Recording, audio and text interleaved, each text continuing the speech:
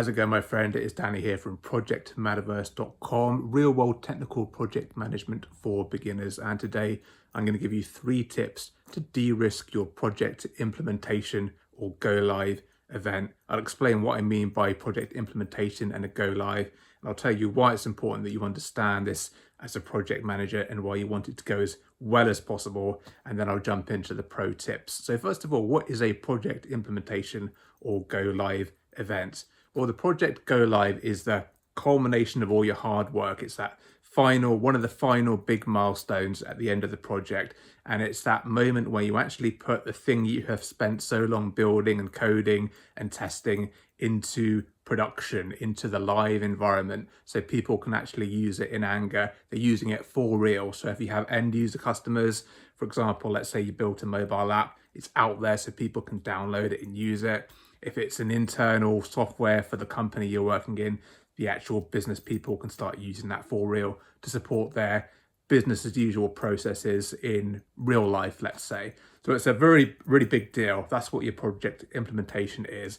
And very briefly, I've said this before, but if with any IT project, you build the thing you're building in a test environment, or you start in a dev environment, then you move it to a test environment, sometimes several test environments. Usually there's quite a few. These test environments get better in quality, the more thorough and vigorous your testing. And then finally, that final environment, the best one, is that production environment where you put your code live. So that's what we're talking about, the live implementation.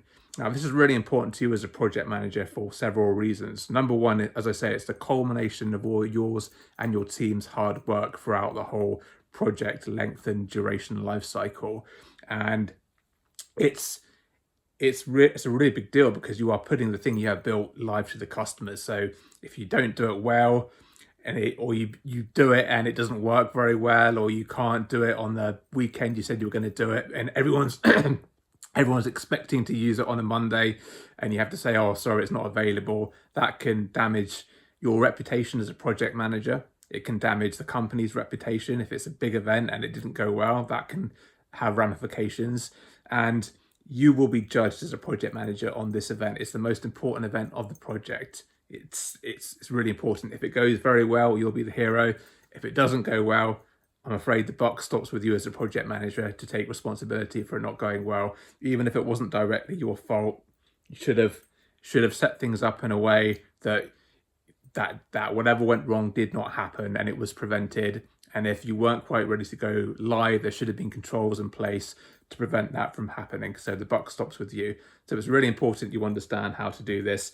It will affect your team's morale. They've been working so hard, and if this doesn't go well, it's going to bring their morale down, and it could have implications to cost. It could have legal implications if you're doing a legal project and something has to go live to be able to meet a new law that's out there, and you're cutting it fine. But if you don't get it by this date, then there could be fines or ramifications down that line as well. So it can be a pretty big deal. So you need to make sure it goes well and make sure you're doing everything you can to de-risk the implementation.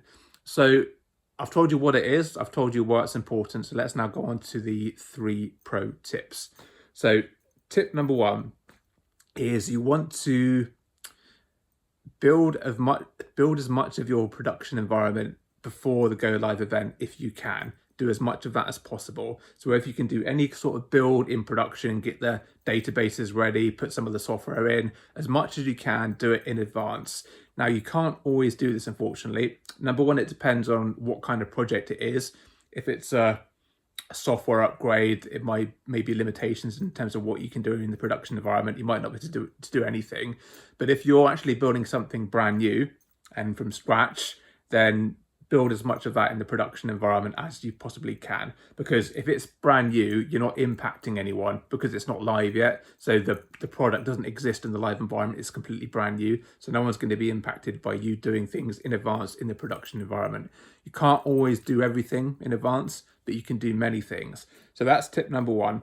And you want to get that in your plan at the start of the project. When you're doing the planning phase, you want to plan to have that start your production build as early as possible. Obviously, you can't go too early. You've got to build the other test environments, get it tested first. But there'll come that point at the tail end of your testing where things are looking good enough that you can start to put things into production and get that as ready as possible. So there's less to do on that weekend. The less you have to do on your implementation weekend, I say weekend because I've never done a big project where it hasn't been on the weekend, because that's usually when no one will be using the application. It's safe and it causes the least disruption to end users. It's usually an implementation event, and it will take usually several days as well. So it's slightly going off a tangent, but I want to give you some more in-depth insider knowledge as to what it all means. But it's usually a big deal, the event. It's good fun. It's the most exciting thing you'll do on your project because, as I say, it's a culmination of all your hard work. Usually takes all weekend. People are working round the clock. You don't stop. So you might start on Friday evening when people stop using the software. You get started, you go Friday night, 24/7, 24/7, and you try and get it done on the Sunday or as soon as possible, really. So yeah, that's what you want to do. So that's tip number one, is try and get as much of the production environment built as possible. So that means on the weekend, on your go live events, you've got the smallest amount to do as possible. So you've got lots of contingency time.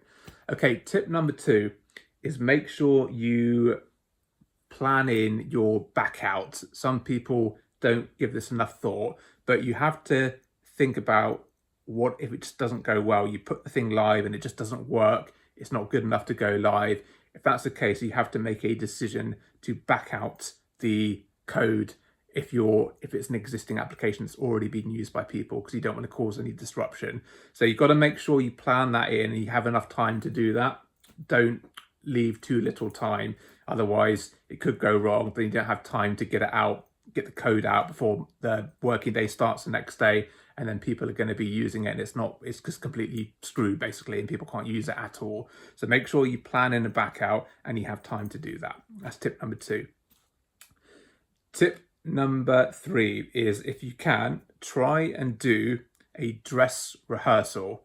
What I mean by dress rehearsal is like a practice run of the event, just like we used the term we're going live with this application, just like with a ballet, for example, or a play. You have your dress rehearsals where people actually get in full costume and execute the performance exactly as it would happen in live. So that's what we're doing. We're making the scenario as close to the real scenario as possible, and we actually put the code in the live environment in a practice run, and then if it all looks good, we back it out. So yeah, make sure you do that if you can. And again, if you're going to do that, you want to plan that in at the start of your project, because you have limited windows to do that. So make sure you think about that at the start of the project, get it in your project plan and plan it in. Do a dress rehearsal, and you get so much value from doing that, because you really get to see how it's going to be. You really get to test your schedule of events, because you come up with a schedule of events to do the implementation, and every action and task on there has an owner at a time, but you don't really know if that's the true duration of time. You don't really know how long things are going to take or what problems are going to come up. So it gives you a real good opportunity to test those timeframes. You might have thought you've overestimated it and put too much time for those tasks, or you might find that you haven't put enough in there. So you learn a lot from that, and it gives you a lot of confidence, because if it goes well, then you pretty much can relax a bit, because you know when your real implementation comes, it should be fine because you've already done it once. Again, so you do it and then you back out the code. So you can also fully test that back out to make sure you're doing that right, and you've got enough time to do that as well. So that's my tip number three.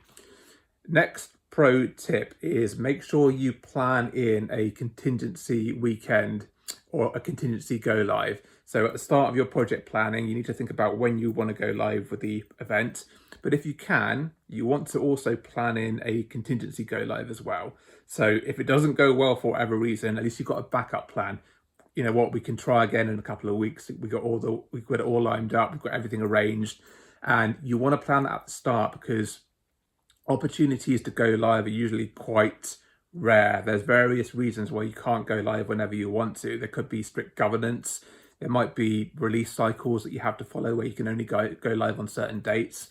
There might be business reasons why people need to use the system or use the application on certain days, so you have to avoid them. If it's in the financial arena, you could be near month-end reporting or year-end reporting or quarter-end reporting. So the opportunity gets limited, and you've got holidays and resource restraints. So you really need to pick these weekends carefully.